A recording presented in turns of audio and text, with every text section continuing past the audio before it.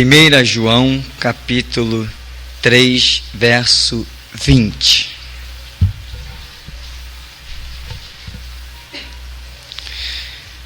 Diz assim: sabendo que, se o nosso coração nos condena, maior é Deus do que o nosso coração e conhece todas as coisas. Amém.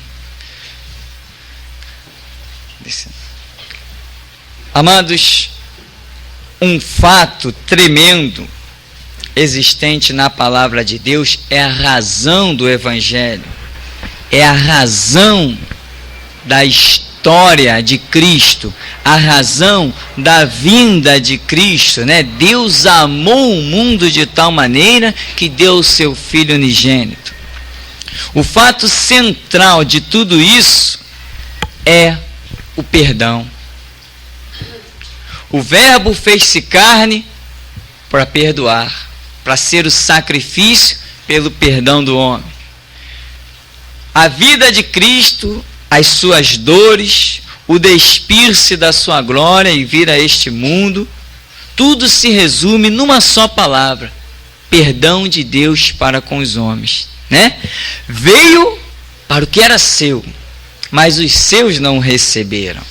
Mas a todos quantos o receberam, deu-lhes poder de serem feitos filhos de Deus. Não somente serem filhos de Deus, mas poder de serem filhos. É mais profundo ainda do que simplesmente ser filho. Não é simplesmente um filho adotivo, mas é um filho legítimo. Deus não nos olha como um filho adotivo. Deus nos olha como um filho legítimo, com todos os direitos que Ele dá ao próprio Cristo.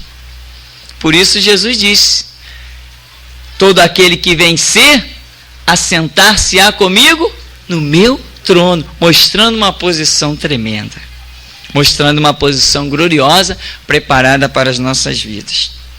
O perdão, ele se manifesta, ou deve se manifestar, em muitas direções. A primeira delas, né, como Jesus ensina lá em Mateus 6,6, após a oração que ele faz com os seus discípulos: Pai nosso que está no céu, santificado seja o teu nome. Lá no finalzinho, Mateus 6, verso 12, o Senhor diz assim: perdoa-nos as nossas dívidas. Só que ele não para aí, ele diz: assim como nós perdoamos aos nossos devedores. Tem alguém que nos deve. Sempre, de alguma maneira, alguém nos deve alguma coisa. Os seres humanos estão em dívidas uns com os outros de muitas maneiras, não somente dívidas de dinheiro, de favores, há dívidas de tudo que é jeito. Agora, aqui não está se referindo a essas dívidas monetárias, etc, etc. Está se referindo a afrontas, a agressões em palavras, a agressões em gestos. O contexto aqui é principalmente este. Mas o Senhor, na oração que ele diz assim: Senhor, perdoa as nossas dívidas, ele também diz: assim como nós perdoamos aos nossos devedores. E lá no versículo 14 ele diz: porque se perdoardes aos homens as suas ofensas, também vosso Pai Celestial vos perdoará a vós. Se, porém, não perdoardes aos homens as suas ofensas, também vosso Pai vos não perdoará as vossas ofensas. Ou seja, o que Jesus está ensinando?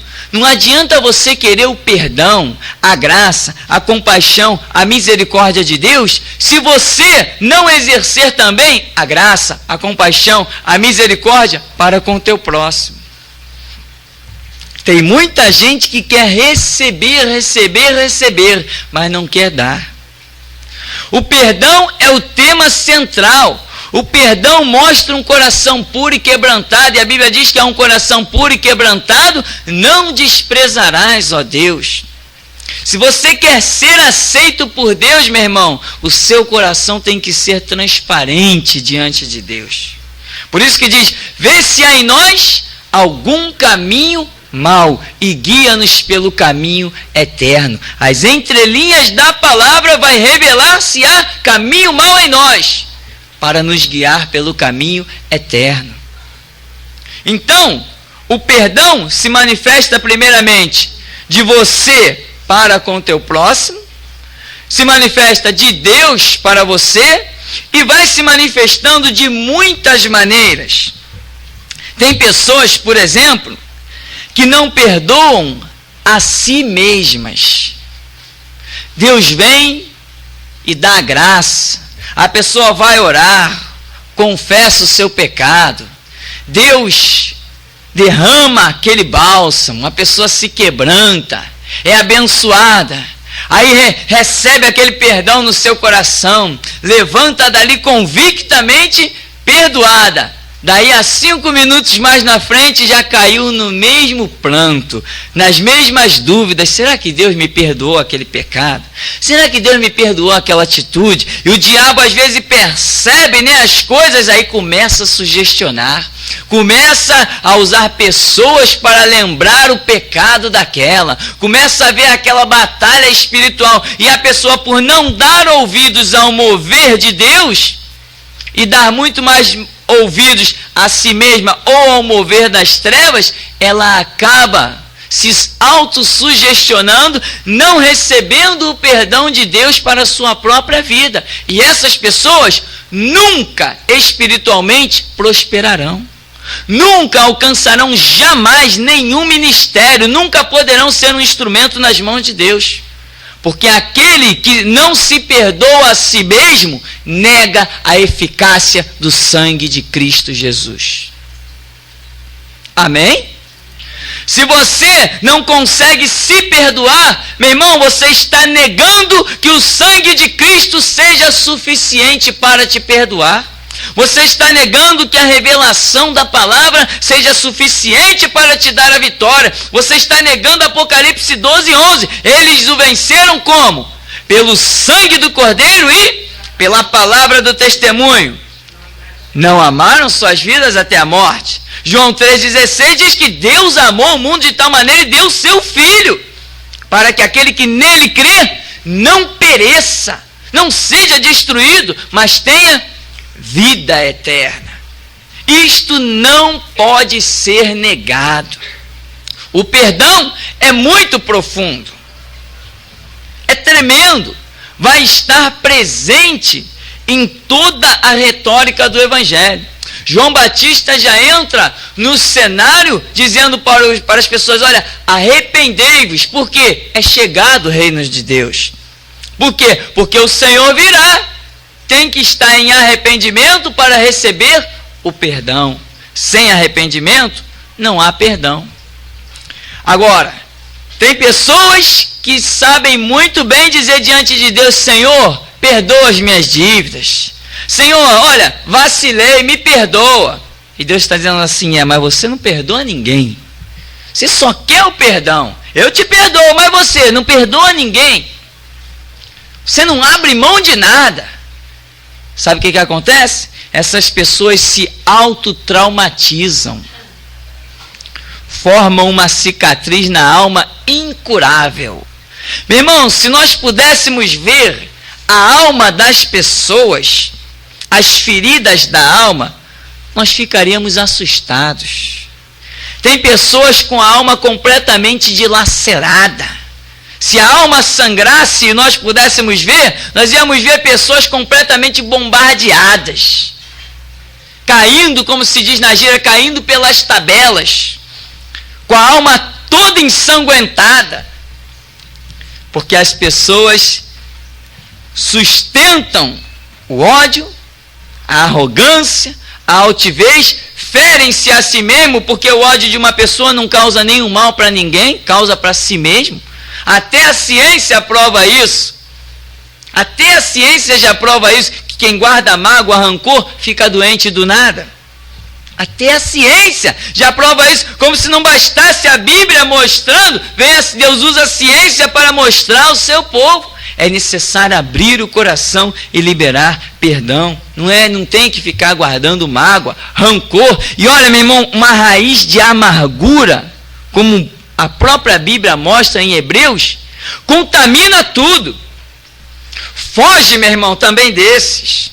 Essas pessoas que só têm raiz de amargura, que nunca nada é suficiente para cicatrizar, não tem bálsamo que cicatrize, meu irmão, não tem condições de andar junto. Andarão dois juntos se não estiverem de acordo. As pessoas começam a se sentir mal. É só amargura, é só desgraça, não tem nada de bom para contar. É o mesmo papo de 10 anos atrás, é o mesmo papo de 15 anos atrás. Você já sabe, lá vem aquela pessoa, quer ver? Vai falar daquilo, não dá outra. A pessoa chega perto, abre a boca, o assunto é só um.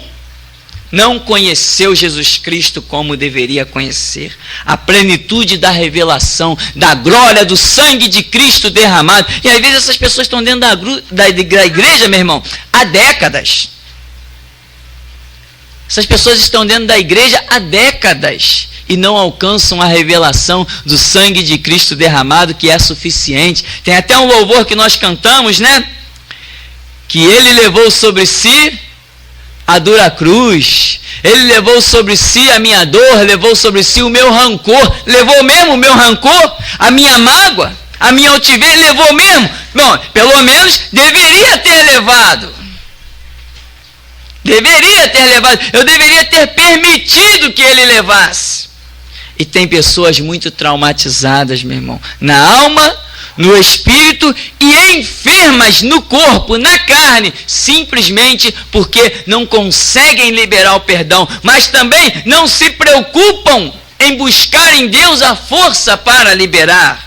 Já conheci pessoas endemoniadas. A força do demônio em possuir aquela pessoa era simplesmente porque não conseguia perdoar uma pessoa da própria família. Pessoas com traumas tão profundos a ponto de um dos membros ser paralisado, não conseguir mexer uma mão, não conseguir mexer um braço, mancar, tudo consequência de traumas, de rancor, de amargura profunda. Ou seja, e nós que temos aqui escrito, perdoa para alcançar o perdão, como vamos nos comportar? Muitas pessoas que nós encontramos, meu irmão, dentro dos consultórios médicos, está pensando que tudo é enfermidade física. Está acusando no físico, mas o mal está lá na alma, lá dentro. Quantas pessoas você vai conversar e daqui a pouco começa, eu estou com um problema, vai. Chega lá no tema central, raízes de amargura. Como a Bíblia fala, né? Para nós tomarmos cuidado com alguma raiz de amargura que brotando, aconteça o quê? Nos contamine por completo. Está lá escrito em Hebreus, cuidado com a raiz de amargura. É isso que Jesus está dizendo, quando ele fala assim, olha, todo aquele que te bater numa face, oferece-lhe a outra. É isso, ou seja, não guarda rancor. Não quer dizer que vão te bater numa face, você vai dizer, bate aqui do outro lado. Não é isso, meu irmão. Significa, não guarda rancor. Você quer que seja feita a justiça? Você quer que seja exercido o juízo? Deixa com Deus. A justiça pertence a quem? A vingança pertence a quem? A Deus. Então nós não temos que nos vingar.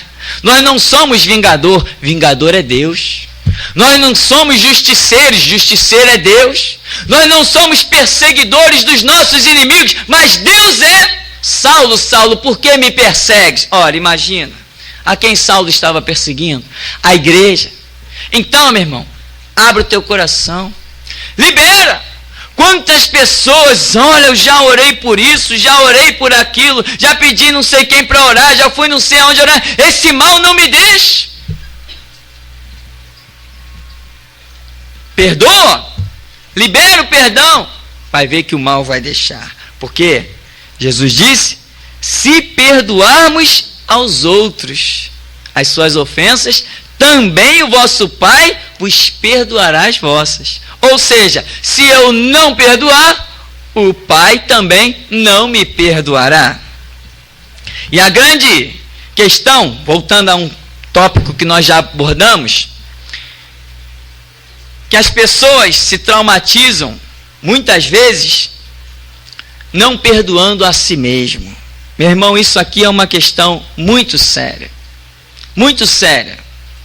Às vezes são casos de pessoas que praticaram delitos terríveis da sociedade, e quando vêm para o Evangelho e conhecem a revelação da verdade, a Bíblia diz: conhecereis a verdade vos libertará. Só que tem pessoas que conhecem a verdade e se enclausuram numa prisão.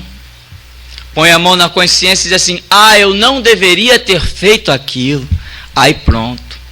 Agora eu conheço a verdade, puxa, eu não deveria ter feito aquilo. Não, meu irmão, a atitude não é essa. Quando a Bíblia traz à luz o teu pecado, porque é isso que a Bíblia está aqui para isso, para trazer à luz o nosso pecado e chamar-nos a um arrependimento para alcançarmos misericórdia e vermos a glória de Deus. Quando a Bíblia mostrar o nosso pecado, a atitude não é se traumatizar: eu não deveria ter feito aquilo. Não é essa a atitude.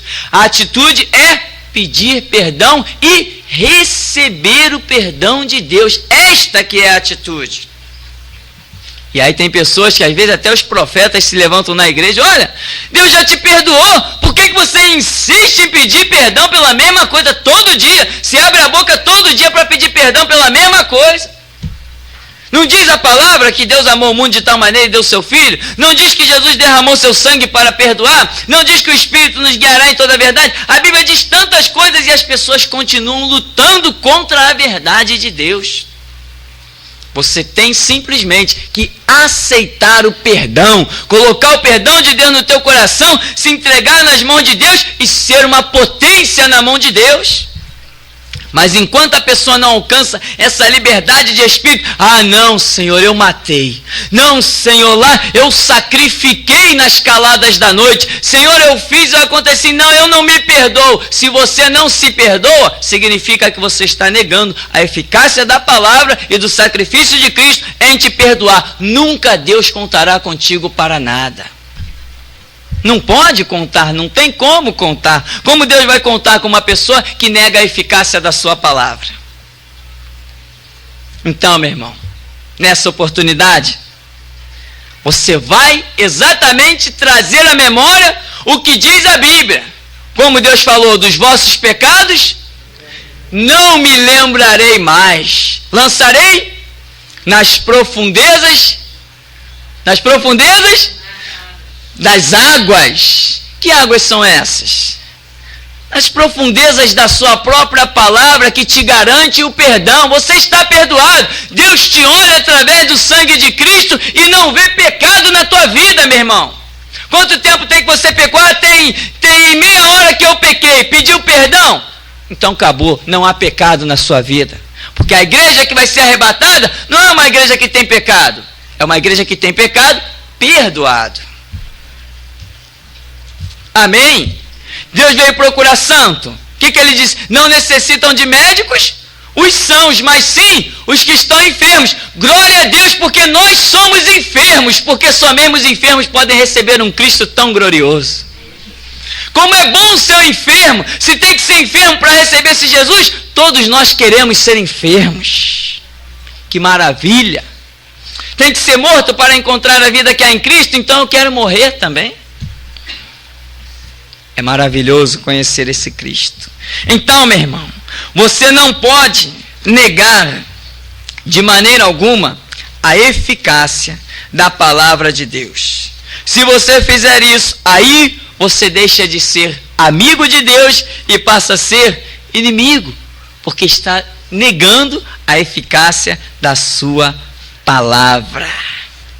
E o perdão, quando vem congregar no meio da igreja pessoas que nós sabemos que tiveram atos muito terríveis, né? De vez em quando aparece na televisão algumas pessoas presas que cometeram os mais terríveis delitos. E aí daqui a pouco aparecem umas noticiazinhas dizendo assim: fulano agora entrou para a igreja, se converteu. Aquilo que a gente sempre fala, queremos ver os frutos. O que manda são frutos. O que define a qualidade da árvore são os seus frutos. Agora, tem aqueles que verdadeiramente se convertem. Afinal de contas, Jesus veio para quem? Para os enfermos. São enfermos, precisam de Cristo, e Cristo se revela a todos, amém? Deus amou o mundo. Nossa atitude com essas pessoas, não importa os mais profundos delitos que eles cometeram, são nossos irmãos a partir do momento que verdadeiramente confessam, vivem e pregam Cristo Jesus, não da boca para fora, mas de coração, em espírito e em verdade. E aqui tem uma palavra em 1 João, capítulo 5, versos 7 e 9.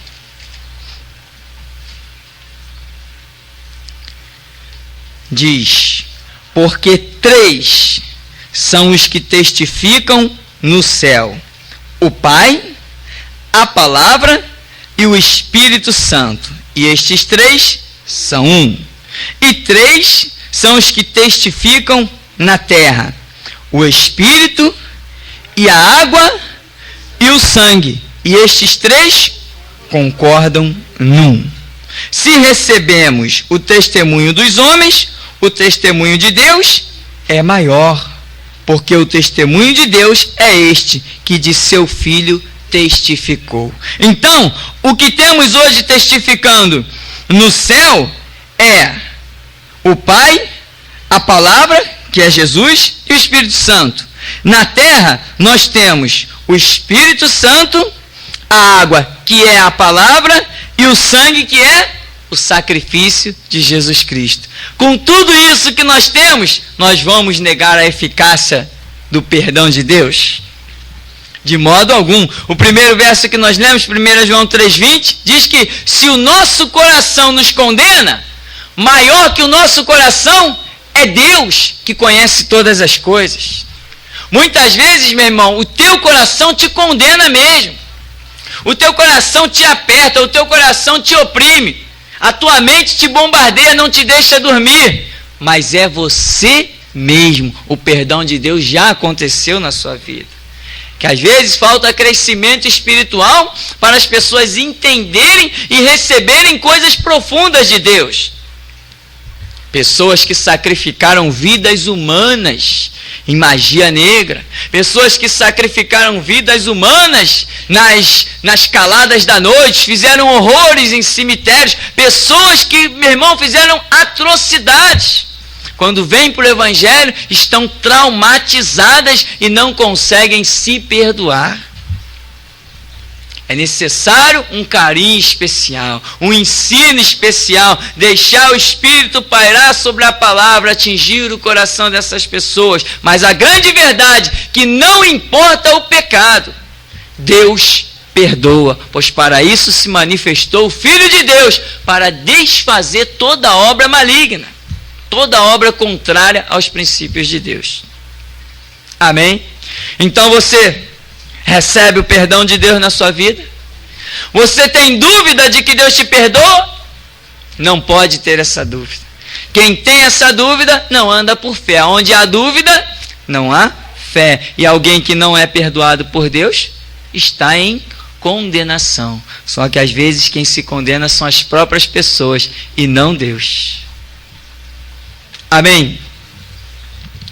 Então nós vamos estar orando ainda nesta oportunidade, falando com Deus. E eu quero convidar você para estar orando. Eu vou pedir ao pastor André que esteja orando inicialmente. Amém? Falando com Deus dentro desse contexto. Coloque a sua vida diante de Deus. Fale com Deus. Se o inimigo tentar sugestionar na sua mente, meu irmão, se algum ser humano tentar jogar como se diz aí, jogar na cara o teu pecado, as tuas falhas, faça como está escrito: o sangue de Cristo, o quê? Nos purifica de todo pecado. Não, você não pode, dizem alguns, porque na tua vida aconteceu isso e aquilo outro. Você tem que dizer como diz a Bíblia: posso todas as coisas em Cristo que me fortalece. Não, você não vai vencer, porque isso... Vou sim, há uma promessa de Deus para a sua vida. E você já é participante da glória de Deus que diz: 1000 cairão ao seu lado, 10.000 à sua direita, e você não será atingido. Amém? Oremos, pois, em nome de Jesus. Meu Senhor e meu Deus, a tua palavra é a verdade, Senhor, viva, poderosa, que não volta atrás.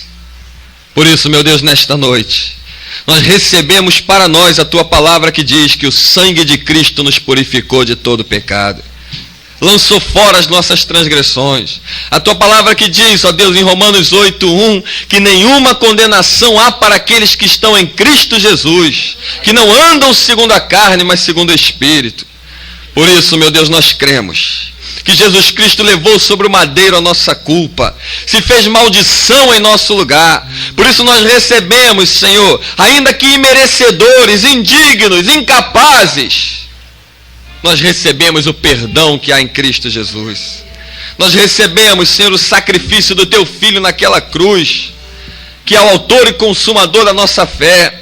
O que era impossível aos homens é possível a Deus, que enviou o seu Filho para se fazer carne, ir até o madeiro, ser pregado numa cruz, morreu e ao terceiro dia ressuscitou, está sentado à direita do Pai e agora intercede por nós, comprou-nos com preço muito alto, com seu sangue, e agora, Senhor, acusador das nossas almas, não pode nos acusar mais, porque um sangue de justo foi derramado e nos resgatou, nos redimiu e nos purificou de toda a iniquidade. Por isso, meu Deus, nessa hora, que o teu Espírito comece a trabalhar lá dentro da alma, cicatrizando os traumas, que o teu Espírito comece a aniquilar as sugestões malignas que diz que esse homem, essa mulher que está ouvindo agora, que essa pessoa, esse jovem, essa jovem não pode ser perdoado, que não tem jeito. Senhor, a tua palavra diz que para Deus nada é impossível. O anjo se virou para Abraão na beira da tenda e falou: por que Sara se ri? Por acaso há alguma coisa difícil para Deus? Por isso, Senhor, em nome daquele que venceu, em nome daquele que pisou na cabeça da serpente e a esmagou, em nome daquele que ressuscitou ao terceiro dia, em nome daquele que tomou da chave da morte do inferno da mão de Satanás, que o teu Espírito vá cicatrizando almas, mente, coração, e que nessa hora o teu perdão comece a fluir, que o perfume da rosa de Saron comece a se exalado das almas, Senhor, que o desejado das nações venha agora operar profundamente lá dentro do interior de cada um que está ouvindo a tua palavra, e que possa ser revestido de uma unção, de uma capacitação, e comece a sentir o gozo, o bálsamo, Senhor, da alegria, da união, da comunhão, como está escrito no Salmo, do óleo que desce sobre a barba, sobre a orla da veste de Arão, e vai trazendo a comunhão, o perdão, a alegria de estar na tua presença, lavado e remido pelo sangue de Cristo. Apaga todos os mais, Senhor. Apaga todo o mal, limpa tudo aquilo que Satanás implantou, corta como está escrito, Jesus tem um machado e a pá na mão, corta na raiz e limpa toda a eira, lança fora os traumas, lança fora as injustiças, lança fora o desejo de vingança e coloca o desejo de justiça, porque está escrito em Mateus 5 que bem-aventurado o que tem fome e sede de justiça, não de vingança, porque o que tem fome e sede de justiça será saciado. Que vem agora a saciação do teu Espírito. E essa saciação vem, meu Pai, quando o teu Espírito começa a nos dizer: não tema que eu estou contigo. Não pasme, não te espante, eu sou o teu Deus. Quando tu saíres a peleja e ver povo em maior número do que tu, deles tu não tenhas temor, porque o teu Deus está contigo, Ele é contigo por onde tu andares. Por isso, meu Deus, nós recebemos a tua palavra, nós recebemos a palavra do juiz justo, daquele que tem poder para perdoar e lançar fora e impedir que Satanás prevaleça em acusações. Em nome de Jesus Cristo recebemos o teu perdão e a tua palavra poderosa e te agradecemos, meu Pai, por tudo, em nome de Jesus. Amém.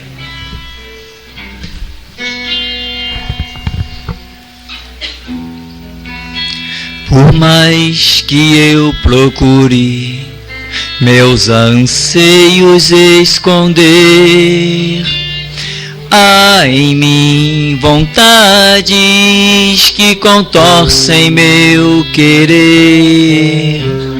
Tua santidade é só o que eu quero ter. Mas, Senhor, meu Deus, como proceder? Se à noite às vezes o silêncio me seduz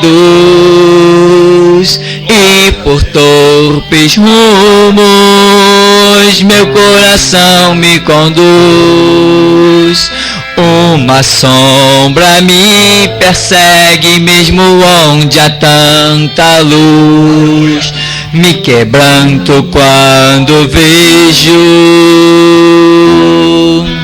tua cruz. Quero tua voz ouvir quando o vento vem me corrigir, me ensinando que preciso caminhar, não posso parar, sem me importar por onde vou, de onde vim e por que só estou. Só preciso ter